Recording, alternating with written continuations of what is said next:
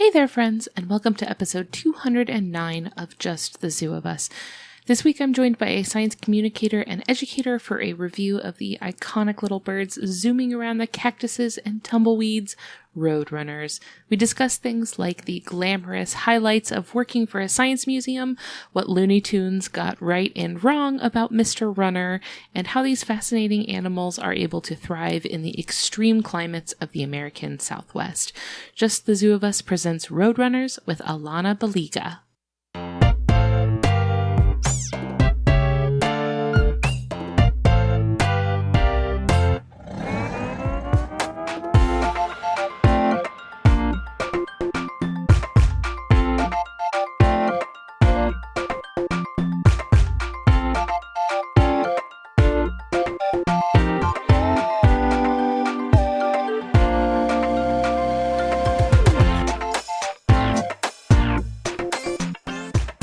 Hey there, everybody. It's Ellen Weatherford with your favorite animal review podcast, Just the Zoo of Us. This week, I'm very excited to be speaking with a brand new friend about a very punk rock, as I understand it to be, animal. This is Alana Baliga. Say hi, Alana. Hello. And Alana, what are your pronouns real quick? She, her. Thank you so much. Absolutely. Folks listening may recognize your last name from a guest that we've had on the podcast before, Vikram Baliga. Yes, I am married to the plant prof himself. Yeah, so it was exciting that I love that y'all have collaborated on podcasts before. Yeah, he loves all things plants and I love all things wildlife. So when we go to zoos, I'm normally looking at the animals and he has his back turned looking at the plants. That's such a perfect dynamic for going to zoos, because then neither of you are annoyed that the other one wants to spend 30 minutes in one spot. Exactly. It works out really great. Yeah. But also it's important to have both sides of the ecosystem emphasized, right? You need to have passion for both. Absolutely. Because I'm sure you can tell him a lot that's cool about the animals, and he can tell you a lot that's cool about the plants. Exactly. Whether we want to hear it from each other or not. Absolutely. But as science types, it's Exactly. always you dangle just the tiniest little whiff of a fun fact in front of them. Oh, go nuts 100%. for it. Yeah, absolutely. Alana, you are a science communicator and someone who has worked in educating people about science. For our friends who are listening at home, I would love it if we could get to know you a little bit. How did you get into this work teaching people cool stuff about science? Absolutely. So I was born and raised in Lubbock, Texas. That's where we still live. And I grew up as a kid always looking for frogs and lizards. And we had, various pets as I was growing up. But what really worked for me, or what I fell in love with as a kid, was going to our local science center or science museum. The science center here in Lubbock has a live animal collection that they use for education. And that was the first place I ever saw somebody holding a snake or holding a lizard and let me touch it, ask questions. And I totally fell in love with that, which is really weird because my mom and dad are not fans of such things. You broke the cycle. I did. And my mom, she loves me so much. She let me have a pet snake back in high school.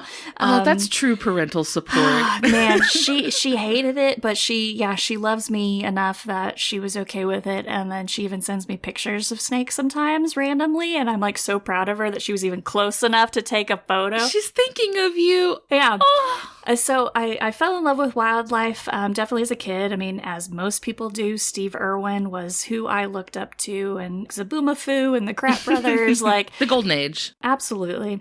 I actually got to meet one of the Kratt brothers several years ago. It was the coolest thing. No. It was at a National Museum convention, and they actually have, they put together a Wild Kratts museum exhibit that's a traveling exhibit, and he was there promoting it. So I actually got to meet him, and I'm totally fangirling in a photo with him. I have my hands over my mouth, and I'm just I'm all hunched over and covering my mouth. Anyway, so it was really cool. But yeah, growing up, I fell in love with animals. I did run away from Lubbock, went to Texas A&M in College Station, studied wildlife, mostly focusing on conservation and management of wildlife, and then moved back to Lubbock. Took a little time off to spend some family time, and then I actually applied and got a job working at my local science center, and I've worked there for over the past decade. I worked my way up from a part-time demonstrator to a manager overseeing our education department, but I recently stepped away from that full-time management role to spend more time with my husband and my son, and still working with them part-time. Absolutely love it. it. I got to work with the live animals and do demonstrations, taking them to libraries, community centers, schools, whoever invited us out. But I also got to do a whole lot of other things. So wildlife was my jam. And the first time they told me, hey, you're going to pack up this ginormous portable planetarium and teach children about stars and planets, I was horrified. I was like, I know nothing about stars and planets. Right, those are different skill sets. But what I've fallen in love with is constantly learning. I know a little about a lot, so I don't consider myself to be an expert on any specific science topic or even an animal by any means. I'm very passionate and love to learn more about all of these things, but by no means am I an expert on everything. But my love with my job was anytime I saw a light bulb moment happen. When I made that connection with the kid of, you are a scientist, you don't think you're a scientist, but you are. And better yet, were light bulb moments with parents. When I can teach a parent something they never knew before was always really exciting. And it's cool to work in a place where you can see that learning happen with children and adults. That's definitely my passion, any type of informal STEM education. So again, anything from wildlife to space, combustion. So I got to do fire demonstrations and super cold and blow up trash cans with liquid nitrogen and ball pit balls flying everywhere, building rockets, engineering challenges, like lots of even dissections and teaching about wildlife. So yeah, little about a lot is my background. Before I hit record, you were telling me about an experiment that you were doing at your museum that wasn't the most glamorous, but it was a very funny story. Would you like to relate that? Absolutely. One of our favorite topics that we get to teach about is grossology. So anything your body does that is gross, it's fun to actually learn about. You know, it's kind of a weird subject to talk about. It kind of seems silly and gross and embarrassing. And kids and parents are like, ooh, why is she talking about this? But by the end, they're actually like, oh, okay. I learned something. Well, because we know we're going to have to hear it about 400 more times in the car. Exactly. And that's one of my favorite things, too, is that the kids go home and tell the parents what they learned. But yeah, this particular demonstration, we call it, Do You Have the Guts? And we talk about digestion, starting in our mouth, ending at the toilet. I actually, in more recent years, after having a son, I've done this program numerous times before having a son, but once we conquered potty training, I took our training potty up to work as well, and that's how we ended the demonstration, was with this little training potty toilet that you push the button and it flushes. Anyway, we go through this whole thing with digestion, mush up food, and pass that through a series of Ziploc bags and pantyhose, add a stomach acid substitute and a digestive enzyme substitutes, and eventually you get to making solid waste, right? And you poop that out in the toilet. And yeah, my first... You simulate pooping it out in a toilet. Yes, through pantyhose, you simulate it pooping out into the toilet. But yeah, we were working with some second graders. I was still training. I was a part-time demonstrator, and this was the first time I'd ever seen the demo. My boss is doing the program, going great, and at the end he opens up to question and answer, which is always super fun with second graders asking questions about what they just saw. Anytime you open the floor for questions to a group of children, I have to hold my breath. I'm like, what is going to come out of this child's mouth? I've learned over time, second grade and up, you can normally ask questions. Below that, don't even ask questions. Nope. You ask the adults. Don't invite the potential for that chaos. One time my mom did this. No. Anyway, he's finishing up this demonstration, asking questions, and one kid goes, "You didn't say anus once," and it just was so hysterical. My boss kept massive composure. I'm in the back row, just slumped over laughing. Still, after working there over a decade, favorite quote, hands down, that I've heard. And it, to me, sounds disappointed. I know. He was so upset. It sounds like he's leaving a 1-star Yelp review. Like, they did not say anus once. I was really looking forward to it. I really wanted that. And he did. And we did not deliver. He did not. Didn't deliver. Poor kid. That's such a fun way to like get kids involved and get kids interested in, right? Because like once you kind of let down those barriers of like what's appropriate or what's taboo to talk about, then it just kind of opens the world to like, well, what are all the things I can learn about? Exactly. So making it fun, making it silly, but also learning along the way. 100% important. Let's learn along the way today. Yeah. I'm really excited about the animal that we're talking about today. It is something that has come up in a lot of the research I've done for other animals on this show. For people who are listening who maybe don't live in the American Southwest and aren't very familiar with this animal, what is a roadrunner? Oh, so a roadrunner, we're going to specifically talk about the greater roadrunner. There is a close relative called the lesser roadrunner that lives primarily in Mexico. Get dunked on, lesser roadrunner. Exactly. And they look almost identical, except the lesser is slightly smaller. They didn't need to do them like that. Yeah, I know. So the roadrunner is kind of a crow-sized bird. So it's about 2 feet from tip of the beak to the tip of the tail. It is mostly brown feathers with like these striking white spatters throughout its feathers. It's got racing stripes. Yeah, exactly. It has a really long tail. It has this little tuft on top of its head that you sometimes see. They kind of move it around when they're communicating. As their name implies, they are running on roads. They are a ground-dwelling bird.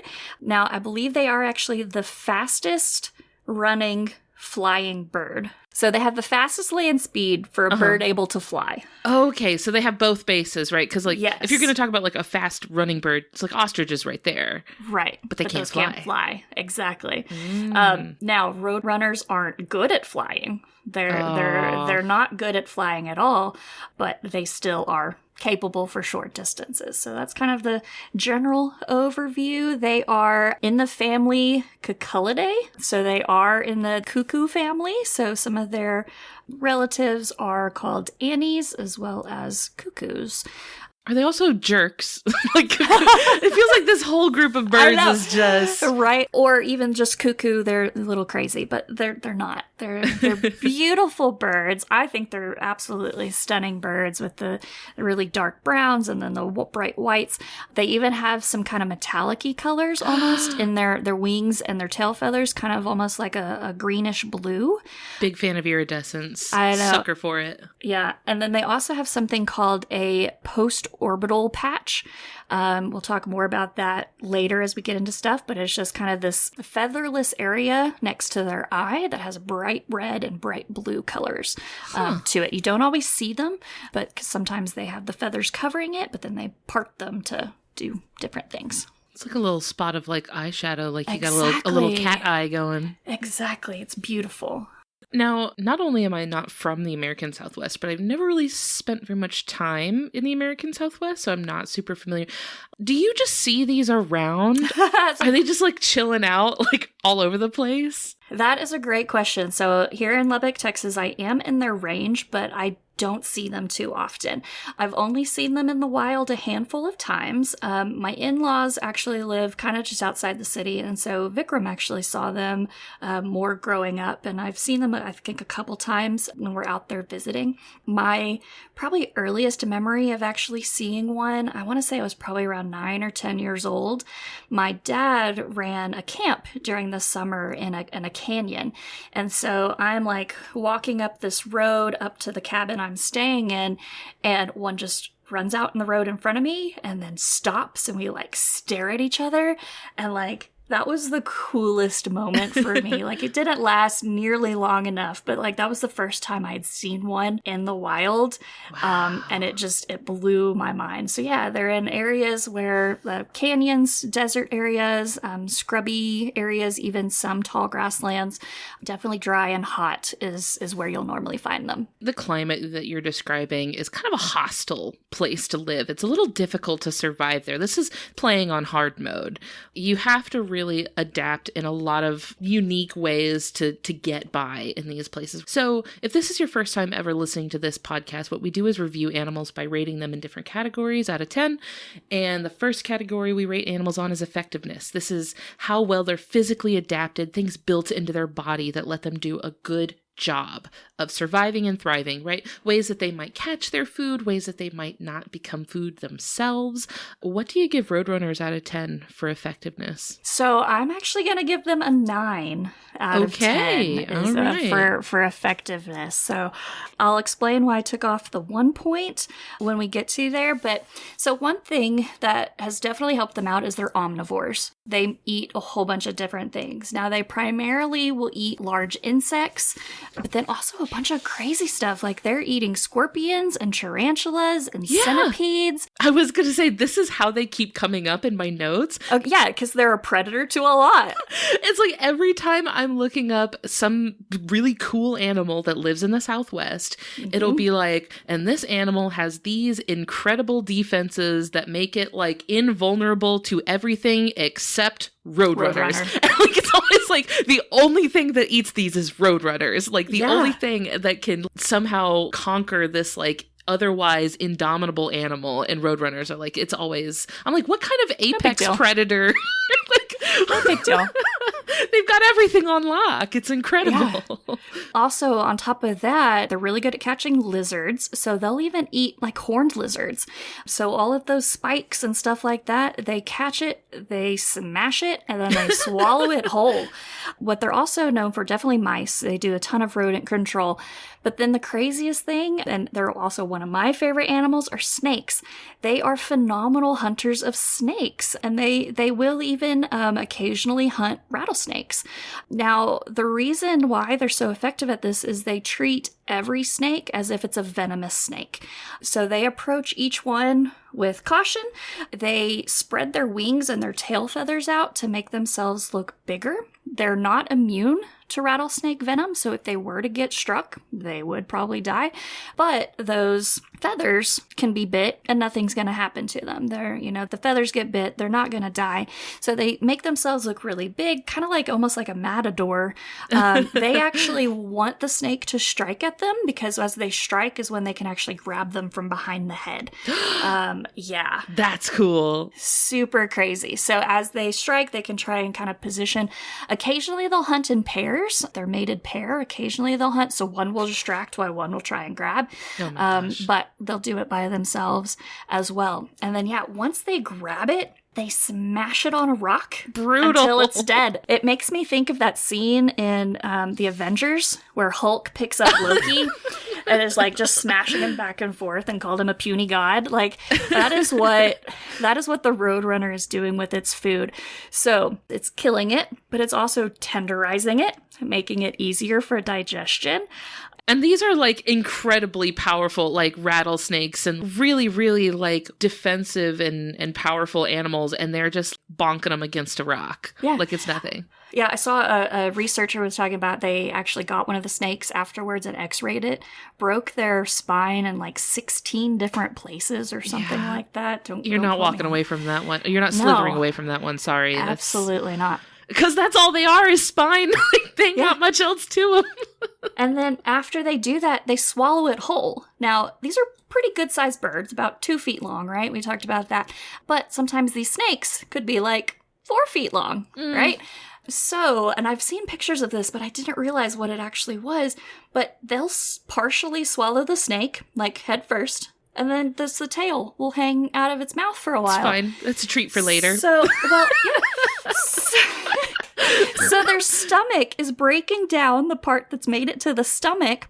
It'll wait a little while, swallow a couple more inches down, digest it. So this could take hours for them to actually... So they'll grab their snake, start swallowing it, and then just hide out in the bushes until it's fully digested. It's like a snack that you get for the road, right? It's like, I'll work on this. Like, it's first of all, disgusting. Second of all... it's fascinating. Yes. When I say disgusting, like, assume disgusting in a cool way. But it would also imply to me that must not block their windpipe, right? Because, like, we couldn't do that because we breathe and eat with the same hole.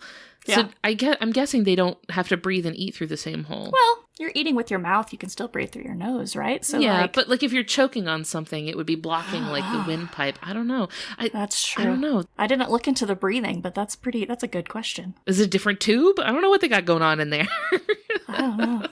It's so cool though. But it's like being at a restaurant or something and you're with a friend and they just get like all the food all over your face and you're like, there's something there. You got a little something there. Or just, see if just you saving it for later. If you have a big beard, like my husband does, the little crumbs get in there. You got a midnight snack.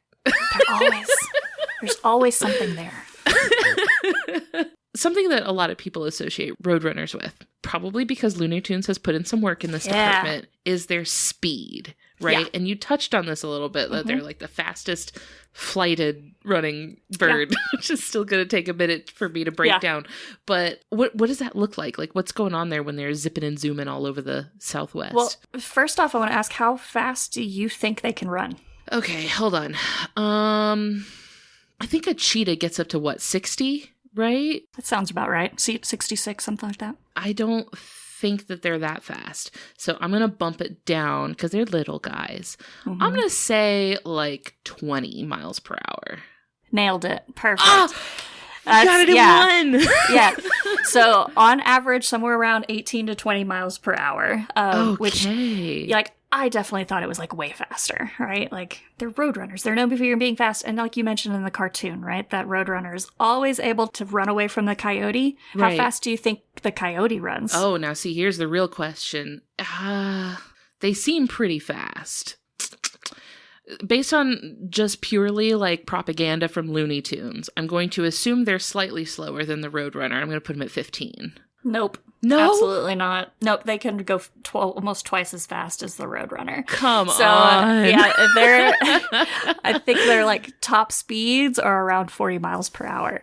Coyotes got done so dirty. This is ridiculous. This was a coyote smear campaign by Looney Tunes. A little bit. So I'm currently wearing my Roadrunner cartoon shirt. I did a little history into Wile E. Coyote and Roadrunner. So another fun thing, Roadrunner, the animal, is one word.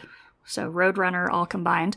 The cartoon is first name, last name, Roadrunner. Oh, Mr. Runner. Sorry. Yeah, exactly. Yeah, Roadrunner versus Wile E. Coyote. And so the first short film was called The Fast and Furious. Back in 1949, and animator was Chuck Jones. Turned out very popular, so they kept going with the show, but they stuck to very hard rules that the Roadrunner would humiliate but never harm Wile E. Coyote. Well, now that's sweet.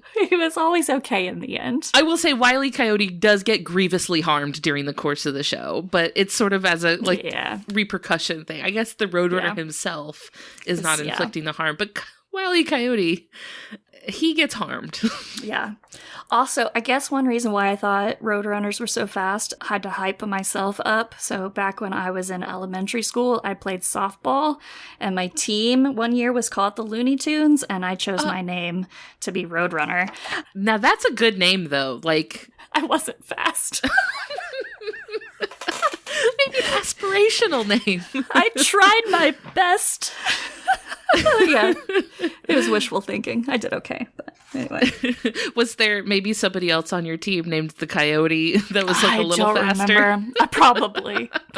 It's been a minute since then. Another side note, in talking about how they grab their food and whack it a few times before they swallow it whole. Back when I was studying wildlife, I needed an internship before I could graduate, and I did an internship at a local wildlife rehabilitation center. And super cool. I mean, we get lots of squirrels, opossums, ducks, skunks, stuff like that. But this one year, we actually got one Roadrunner admitted to the center, and I don't remember why it was admitted. I think it was a juvenile, and so we had an anvil dropped on it. Probably. It was a bad day. No broken bones, though. It was okay. But we had it inside in these little cages, as we do all the baby birds. And then eventually, as they get bigger and stronger and getting them ready to release, we moved the Roadrunner into an outdoor mew, which is just an outdoor stall for birds. And I remember actually feeding it one day, getting it ready to be released, we put a live mouse into the mew with it. Oh so my gosh. The mouse is, darting around the mew, and then eventually the Roadrunner just pounces on it, whacks it on a rock, swallows it whole with the little tail sticking out. If you're a mouse listening, sorry, turn So this sorry. one off. This is not a good episode for you to be listening to, but that's very cool, though. I feel like I would have been so hyped by that. Oh, it was so cool. And to get it ready for release, right? They need to be able to know how to catch their food. And so you had to keep it at the center long enough to make sure you're confident that it can catch live food. Baby's ready to hunt. It was. Absolutely. Absolutely. Are there things that hunt roadrunners? Absolutely. So they do have predators, and shockingly enough, it's not coyote very often. Like, yes, coyote can catch them, but they are really good at maneuvering on the ground. And so a roadrunner is better capable of darting and dodging and weaving and hiding under stuff versus that coyote's not able to get into those small stuff.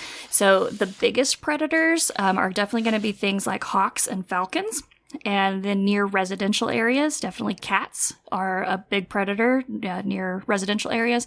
Also, things like skunks and raccoons are also predators. Yeah. Well, I guess that makes sense because if they're relying on like squeezing into tight spaces, right? Something like a cat, that's like what they're made for. Yeah, exactly.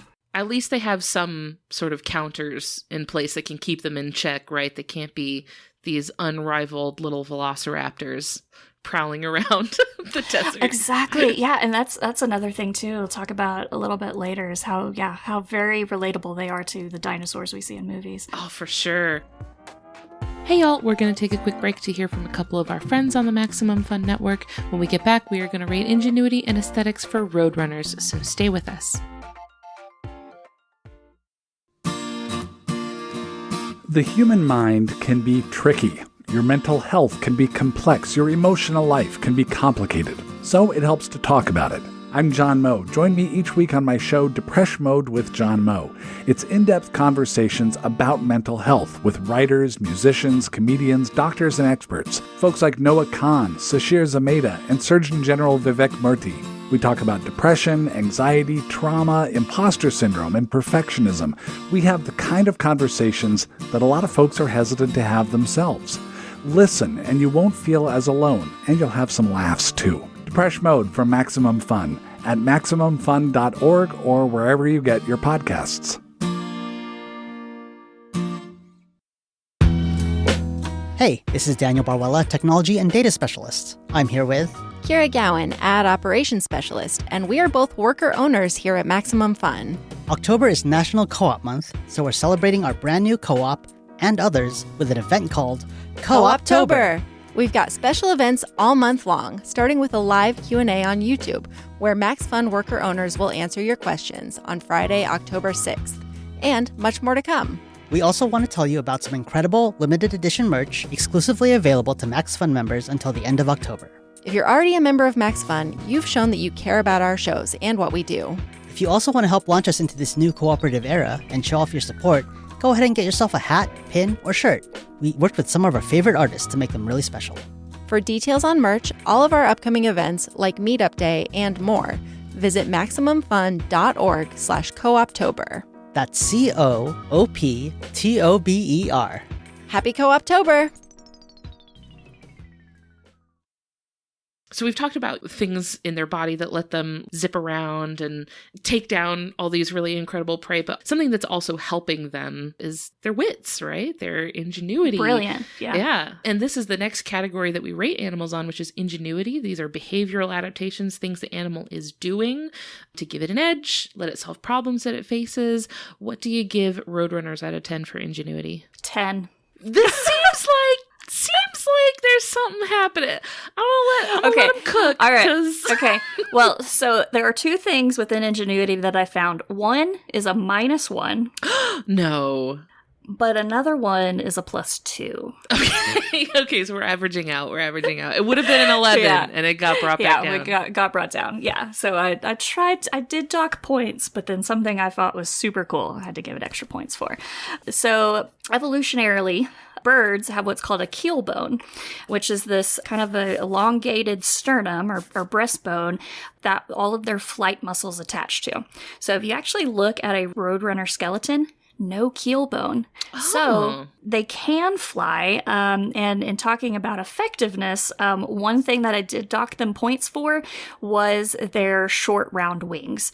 So their wings are very short compared to another bird the same weight as them. So really short, rounded wings. So they can fly. They're better at falling with style, as like Buzz Lightyear's good at. They can do a little bit of gliding, and they can hop up into things, but not very good flying. So we see that because with their anatomy, no keel bone, they don't have that extra muscular support to fly over a long distance. And so over time, they evolved to run more. That was better for them because they're specializing a lot of times in things like lizards.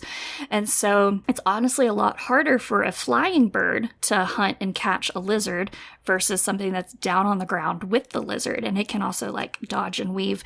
Definitely recommend looking up like YouTube videos of roadrunners trying to catch lizards because they're so fast. Like they can just bob and weave and get into these small places.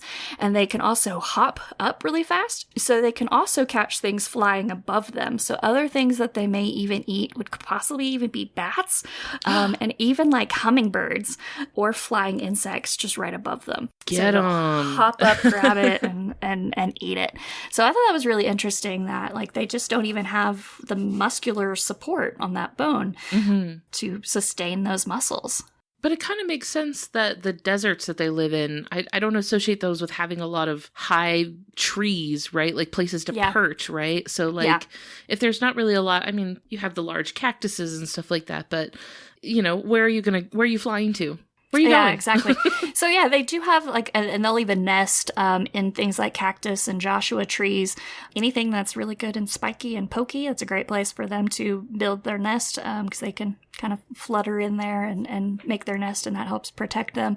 Oh, that's interesting because they're kind of spindly, right? Oh, very. Very pointy. Very long legs, very slender body. So it makes sense that they would be taking advantage of like a cactus, right? Because they could 100%. Maneuver between the spines while something else couldn't. Exactly. Yeah. That's interesting. Yeah, so that's a good way they can protect themselves. They also, oddly enough, similar to shorebirds or aquatic birds, they have glands around their eyes that excrete salt. So as they're eating, I mean, they get the majority of all of their water from the food they eat. They're not needing to find little pools of water because they don't exist most of the places that they're living, right? I was going to say, I hope you don't need exactly. one. They're not going to find them, but they can get it from a lot of the foods they eat. And one way to keep them from dehydrating is kind of replacing that kidney function that would normally do that for you. They're actually excreting the salt through their eyes. Or through this gland near their eyes, so helps keep them from getting dehydrated faster. What a weird way of doing that. Yeah. I'll just shove it out through my eyes? What? Exactly. That doesn't go there. Does for the Roadrunner. Because I would think I wouldn't want salt that close to my eyeballs. That seems like it would hurt. That would introduce problems. Works for them. I'm not. They seem to have it figured out. They do. So my -1, and I guess if we want to kind of talk a little bit about, it'll go into kind of their mating. So their mating is pretty interesting. They're monogamous, so they will mate for life. The average lifespan is about 8 years for the Roadrunner. And this is one of my favorite things that I found. For a female to accept the male, he has to bring her presents. Same. But a lot like a cat, it has to be a murder present. So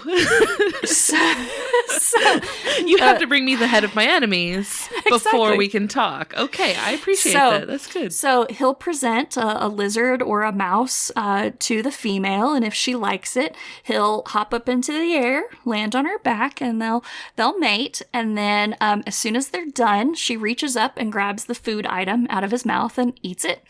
And then they're a couple for life. Lady and the Tramp with Roadrunners is way more brutal. It's a lot more murder in that one. Could be a lizard or a mouse. Yeah, absolutely. So they bring these nuptial gifts. Now, one thing too that I noticed, and listening to a talk by James Cornett, a researcher based in California, he studied so much about desert life, and one species was the greater Roadrunner, and they can mate multiple times per season and produce multiple clutches. But what he noticed over time is that the males will go and grab a food item and mate, but then he'll run off and keep the food for himself. What? Dine and dash. And so then the female will get up and like start chasing him, going, "That's mine! That's mine! Rightfully mine." So a lot of times the male will just, so later on in the breeding season, he's just gonna eat the snacks himself. Anyway. I wish there was like some sort of like Facebook group for all these roadrunners to get in and be like, don't mate with this male. He will take your snacks. Do not. Like, I wish we could, like, I wish there was some sort of group chat that the Roadrunners could, like, warn each other. Like, red flag. So I honestly didn't dock points for that. I think that's okay. Anyway, it's mean, but it's clever. it's quite brilliant. But as they nest, the female's going to lay about a clutch of 4 to 8 eggs at a time. Males do help in incubation of the eggs as well. We'll get a little bit more to in that in my +2 rating. Okay. But they normally have 4 to 8 eggs, and they hatch over time. So they don't all hatch at once. So you'll have an egg that hatches, and then like a day or two later, another will hatch, and then another will hatch. And so inevitably you get a really big Roadrunner baby all the way to a very small Roadrunner baby. Okay, Sound of Music. All right, we got the Von Trapp Roadrunners. Yes, however, takes a much darker turn as... So did the Sound of Music. True. Yep, very true. Scientists haven't seen this actually happen, but they go in one day and they're like, oh, there were 6 babies, and now there's only 4 babies. Uh-oh. Because they think that maybe the parents keep nurturing the bigger baby. Now, we've seen this in other birds. We've seen this in birds. Sometimes they do that, right? And, like, not to ascribe human morality, right, to animal behavior. They have different values and ethics than we do. But, like, sometimes they'll do that. They might see that, like, basically the later chicks are, like, a just in case something doesn't work out with the first couple ones. Yeah. So then they'll be like, okay, we're going to sink our resources into, like... the healthier one. The ones that are doing well. The bigger and healthier one. So... yeah, I know. I guess I am putting my human perspective on that. It's a little rough. It is rough, but you'd think you could just raise all the babies, and now you've got more babies. I don't know, but if they don't have enough resources to feed everybody, then someone's got to go. Someone's got to go. Yeah. They occasionally, but very rarely, do nest parasitism, where they'll lay their eggs in another bird's nest. So that's a pretty common trait with, I think it's cowbirds. Cuckoo behavior. Cuckoo birds, yes. The other cuckoos do this nest parasitism, whereas the roadrunners primarily make their own nests and raise their young fully. Occasionally, they may lay their eggs in another nest, but very rarely have they seen that. So then, in coming back to my +2, one thing that I think is totally fascinating. So these birds are living in very dry, very hot conditions, but a lot of people may not realize in the desert, it actually gets really cold at night sometimes. In some places, it can be really cold. So what the birds will do is actually go into something called torpor, which is a state of lowering their body temperature and their metabolic rate. And so they'll drop a significant amount, probably around 6 degrees or so, and they just slow everything down. So roadrunners do this every single night. Really? A lot of times it's maybe seen just as a winter behavior. And honestly, they haven't really been able to study roadrunners too much in the winter. They've tried different things and haven't quite figured out how to do it because they just don't know where they go. We know they don't migrate because they don't fly, but they're rarely seen during the winter months. So they kind of believe that maybe they just extend torpor to multiple days at a time versus just at night. So at nighttime, when they have eggs or nestlings, the male will still incubate overnight, and then the female will go into torpor. So the male will stay not awake necessarily, but he's keeping his body temperature elevated while incubating, while the female is then lowering metabolism, cooling off. Huh. Yeah. That's really interesting because, like, he must be in some degree, first of all, like, able to control the torpor of his body, right? Because, like, the temperature is such where he would need to go into torpor, right? He would, like, physically... his body would be reacting like, hey, we need to, go into torpor and cool off. But he must be like, well, hold on, I got to incubate these eggs, so don't do that. I kind of would relate it to us humans, right? As when you have a baby, you don't get much sleep, right? So your nighttime behavior changes to help take care of the young, right? So I think just that's what's happening is his nighttime behavior changes. And then what's really fun then in the mornings to help boost their body temperature really fast, their skin is actually black.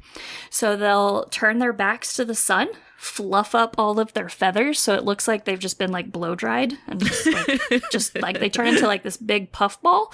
And so they're lifting those feathers up, exposing that black back so that heat energy from the sun could be absorbed, boost their body temperature up, start hunting insects. I wouldn't have thought that like needing to elevate your body temperature would also be necessary, because you usually only associate, like people that don't live there, really only associate the area with like these really, really hot, high temperatures. But it gets cold too. We think of reptiles, of basking in the sun, right, to elevate their body temperatures because they can't regulate their body temperature on their own. But it's interesting to see something that can regulate their body temperature but uses that to fast forward the process. It's pretty cool. Yeah. Oh, that is interesting. But also, like, they know that if they do that, they're not going to have the body temperature to warm their eggs. Right. Oh, a snake skin. Yeah, I just picked that up on my foot. Oh. Wait, check the snake cage real quick. My pet snake is still good. His shedding is everywhere. But side note too, with this and roadrunners, as they build the nest, the males will gather materials and then the female will build it. But they're using sticks, grasses, manure, and then also a lot of times snake skin is another nesting material that they'll use.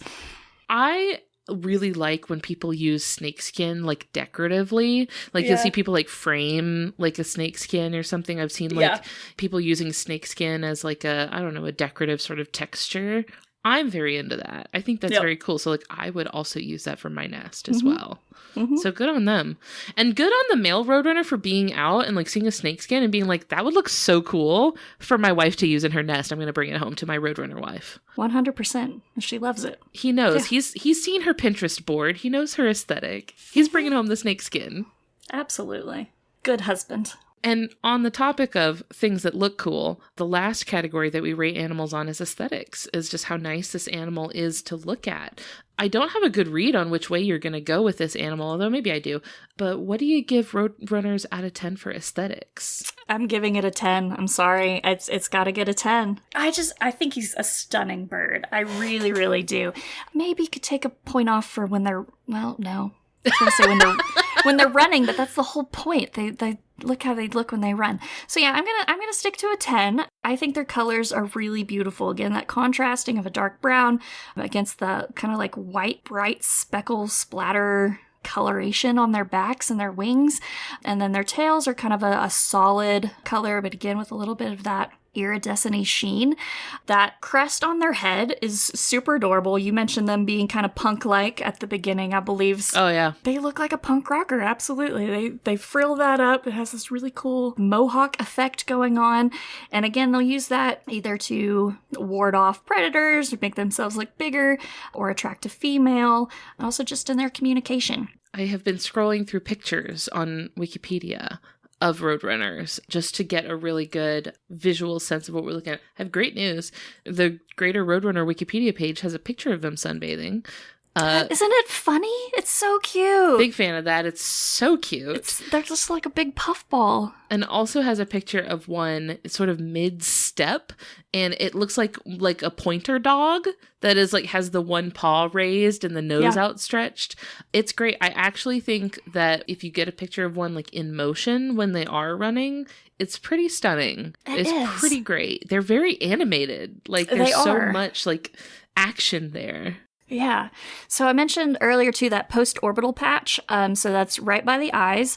And it's really blue, which you mentioned kind of like your eyeliner. It definitely looked like me in middle school with a bright, dark blue eyeshadow. Before the days of YouTube makeup tutorials. Man, where were those?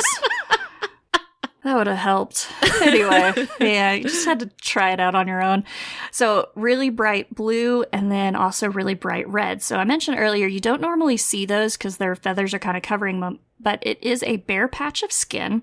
And as they are either showing aggression or again attracting a mate is when you'll see them. So they'll kind of flare out those feathers, part them, good side part that they're rocking. I'll never let mine go. I'm sorry, you can pry it from my cold dead hands. I don't care that it's not in style anymore. I got it. I rock the side part too. But yeah, really cool side part, and they show off of that. So a lot of times it means, hey, I'm grumpy, back off, leave me alone, kind of just showing off those bright colors to ward things away. One of my favorite features of them are their feet. which I know is kind of weird to talk about, but their feet. They're zygodactyl, which means they have 2 pointing forward, 2 pointing backward. So as they're moving, their tracks just make little X prints. So little X's all over the place. And roadrunners were definitely seen significant in a lot of tribes throughout America and down into Mexico as well. Some tribes saw them as warding off evil spirits, and the feet prints, as they were moving, you can't tell which direction the roadrunner is going. And so to kind of confuse evil spirits, things like that. And then also definitely symbols of speed and strength and stuff like that as well. But I love the little X-shaped feet. And went to White Sands a while back in New Mexico, and it was fun actually like looking out in the sand for tracks, and we were able to identify a few different things. And so I think we saw roadrunner tracks while we were out there, and they're just little X's everywhere. So very distinctive footprint. It's one of my favorite characteristics. Yeah, for sure. And something that we briefly mentioned earlier is that you can see a lot of those ancient dinosaur, like raptor. Yes, that's my next thing. Yeah. They just look like a little dinosaur running. I mean, that's do. what they are, but like that's so... Exactly. And their body is almost perfectly parallel to the ground when they're running at high speeds. So their beak is outstretched and their tail feathers are straight back. So they're like almost perfectly parallel as they're running. And so, yeah, anything where we've seen like raptors depicted in Hollywood movies, they run very, very similar. And yeah, just watching these little bitty dinosaurs everywhere. So cute. It makes sense that you'd want to have a stance like that, though, if you're running at high speeds, because then you want to stay balanced, right? So like you'd need to not fall forward or backwards. Very aerodynamic, but then also as they're turning, I forgot to mention this, as they're turning, they're using their tail feathers and their short little stubby wings as like rudders and steering mechanisms. So just like a rudder on a boat, they're able to maneuver those tail feathers. I mean, we see that in flying birds as well, hawks and things like that. They're using that as a rudder and helping them direct. So it's cool seeing that as well as an adaptation for running on land, still using those feathers and those wings to help maneuver, especially as they're trying to catch those fast, quick little lizards and stuff like that. Have scientists considered that maybe they run so fast because their feet are hot? That's a good chance. I don't know. If you've ever tried to go get groceries from your car while not wearing shoes in the dead of summer in the South, you know that sometimes you gotta pick up the pace because that concrete is hot. It's very, very hot. I just don't even go outside barefoot. It's just not worth it to me. There are those like meme videos of like when your mom gets home and wants you to help her bring the groceries in, and so you just grab like whatever shoes are nearby, and people are walking outside in like one rain boot and one like high heel. Yep. I'm just saying, like, it's hot out there. You gotta go fast so you don't burn your little toes. Mm-hmm. Question for you. What do you think they sound like? Oh, no, I didn't think that they made a sound. But, meep, meep, right? Right? They say beep, beep. Absolutely. That's what they say in the cartoons. All my research says that they do not say meep, meep, except... I was on the Cornell Lab All About Birds website. It's a great website. And they actually have a picture posted on there that says, when threatened by predators, they run away saying, meep, meep. I'm going to need to see the edit log on this page because someone was having fun. They had to have had, right? No, shockingly enough, they sound like cooing doves. And that's my favorite bird sound. That's their primary vocalization, is a cooing bird sound. Other sounds they make are kind of a clicking or chattering with their beak, so they kind of sound like Perry the Platypus. But other than that, it's just all coos, so they sound like a dove. Oh my gosh, just when I thought they couldn't get any more precious.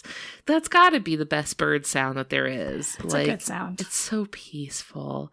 It just makes you feel good when you hear it. Mm-hmm. I did want to ask your takes on, the Roadrunner depicted in Looney Tunes is the only one I can really think of. I can't think of any other Roadrunner in media. So I'm holding my son's stuffed Roadrunner toy, and honestly, I mean, the characteristics aren't too far off. The colors are way off. The beak is off. But, like, long legs, long body. It's pretty good. It's there. Like... Frill on top. I guess he always has the frill versus normally the Roadrunner frill is down.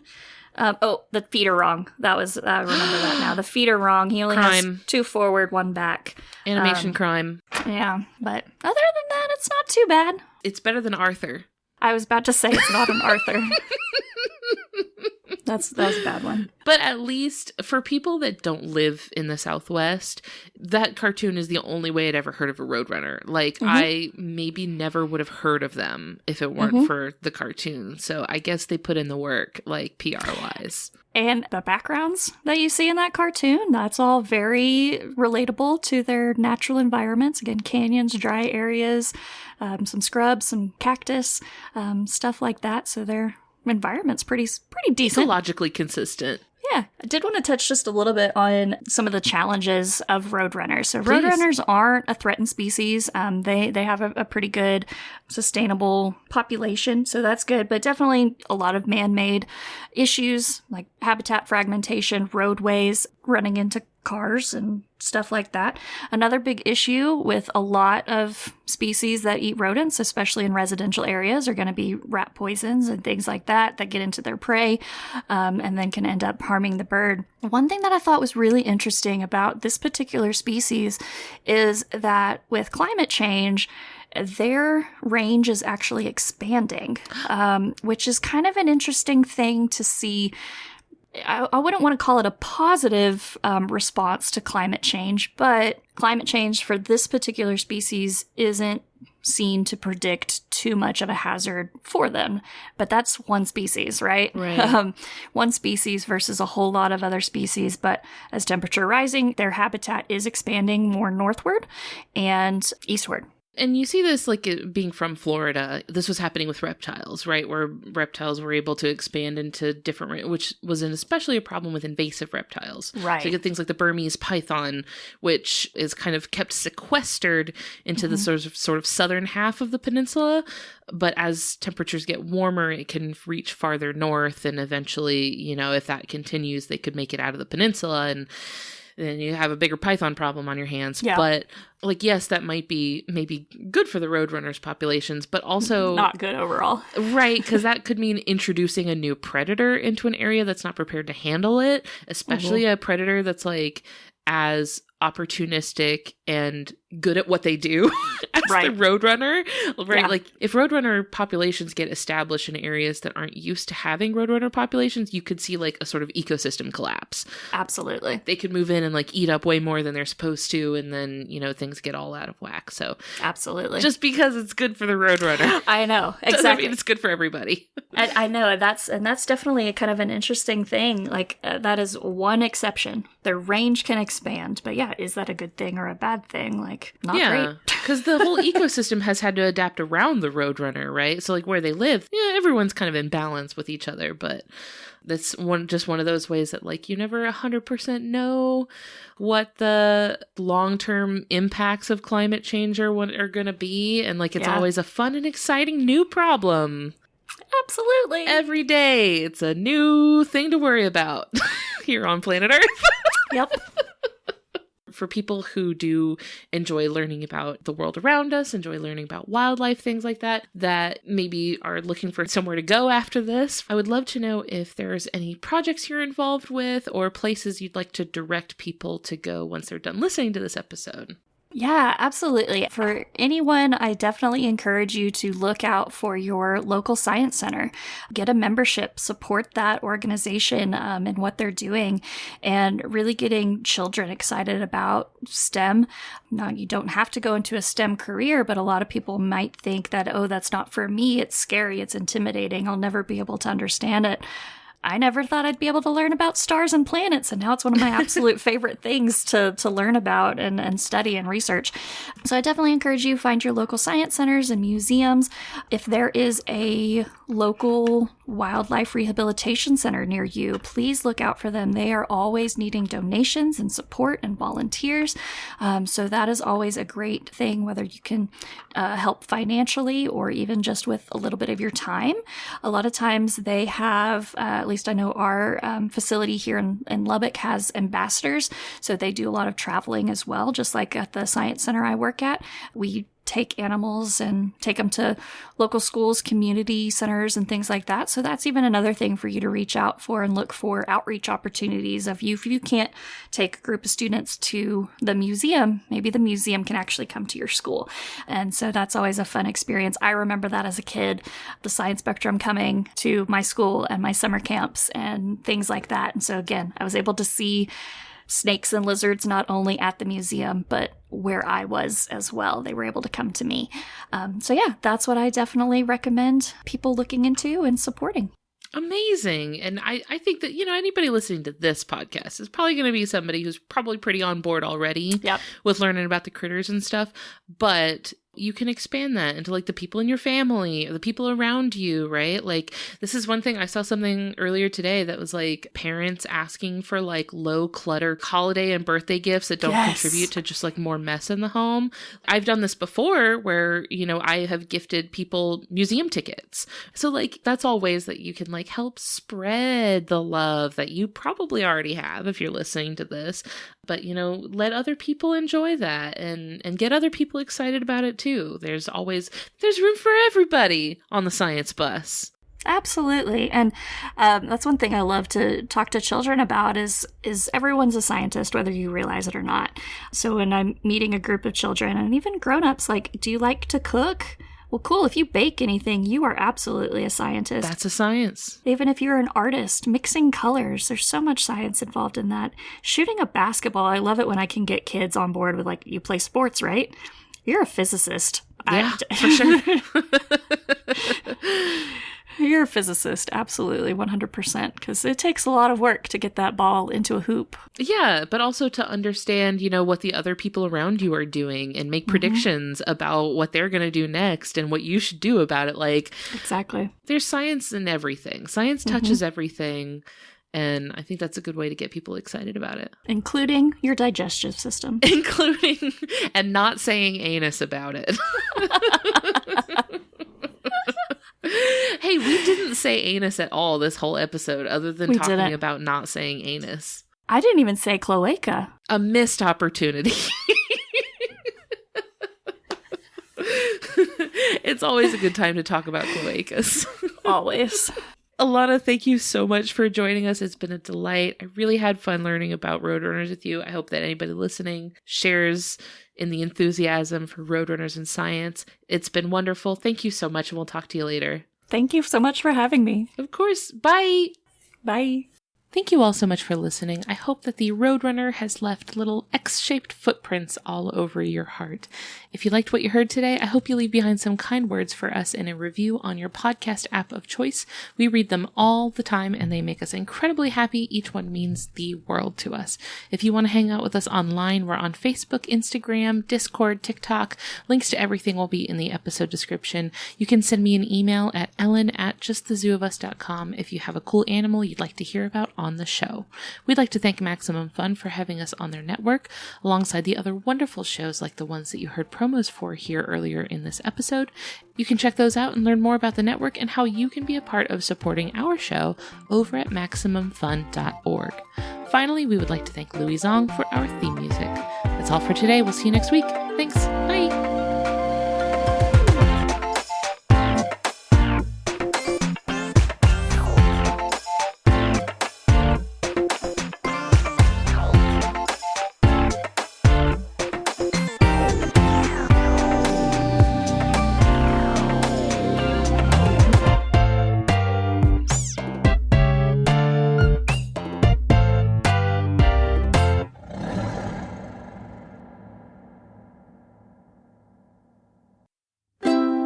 MaximumFun.org. Comedy and culture. Artist owned. Audience supported.